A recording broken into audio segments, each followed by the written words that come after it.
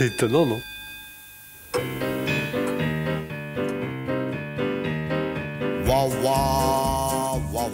C'était un de ces beaux matins du printemps parisien qui vous fait ressortir les chaussettes à manches courtes. C'est sûrement une faute de frappe. Et vous pousse à chanter dans la rue les romances oubliées des années enfantines. Ce jeune comédien plein d'avenir se sentait au mieux de sa forme. Il avait rendez-vous ce jour-là à la maison de Radio France, dans un studio de France Culture, pour enregistrer une pièce de Tchekhov en compagnie de 3 comédiennes plus belles que le 2e allegro du 4e concerto pour piano et orchestre de Beethoven. C'est dire si ce garçon se sentait heureux, léger, pimpant et d'une humeur légère peu propice au déferlement de haine incontrôlée qui allait l'embraser quelques instants plus tard. Le second protagoniste du drame était chauffeur de taxi à la célèbre compagnie parisienne G numéro 7. C'était un étranger de style évasif, turco-maghrébo-yougo-pas d'ici, frisouillé café au lait, quasi quadragénaire et moustachu. Certains chauffeurs de taxi considèrent leur véhicule comme une poubelle à roulettes dont les clients sont les ordures obligées. Ce en quoi ils n'ont pas toujours tort. En tant que gros consommateur de taximètre, il m'est arrivé de m'asseoir après des passagers si peu soignés que leur odeur eût déshonoré une décharge publique. Le chauffeur dont je vous parle, en revanche, avait foi en l'homme et en sa bonne tenue. L'intérieur immaculé de sa voiture embaumait incongrument la forêt landaise et le Rhin-Sévier au citron vert.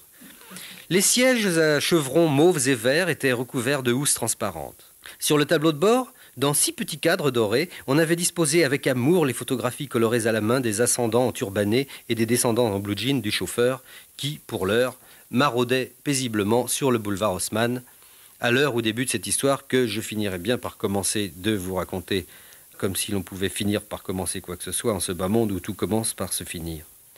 Donc ce jeune comédien, elle, le taxi, mon rêve, sus décrit, s'y engouffre et dit, sur le ton bucolique qui convenait à son humeur printanière, « Bonjour, monsieur !»« Bonjour, monsieur !» répond le chauffeur, aussi jovial, mais plus sarrasin. « Voulez-vous me conduire à la maison de la radio, s'il vous plaît ?» dit le jeune homme. Alors, seuls 17 Français, je vous signale ça, seuls 17 Français sur 1000 savent que l'endroit s'appelle en réalité Maison de Radio France. Ils travaillent tous les 17 à la maison de la radio, de Radio France, pardon. Voulez-vous me conduire à la maison de la radio? Qui dit demande le chauffeur. Je dis, voulez-vous me conduire à la maison de la radio? Qui dit? La maison de la radio, s'il vous plaît. Qui dit? Je voudrais aller à la maison de la radio. Qui dit? De seconde en seconde, l'atmosphère guillerette du début s'assombrissait des pires angoisses orageuses. Qui dit?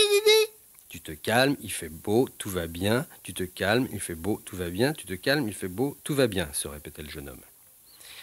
Eh bien voilà, monsieur, je voudrais me rendre à la maison de la radio. Vous avez entendu parler de la maison de la radio? Qui dit? La maison de la radio, ce grand bâtiment rond au bord de la Seine, avec du joli gazon devant. Il y a des studios de radio, il y a France Inter, France Musique, tout ça, c'est la maison de la radio. Qui dit? Bon, allez, on se calme. L'adresse... C'est dans le 16e, c'est 116 quai Kennedy, quai Kennedy. Oui, quai Kennedy.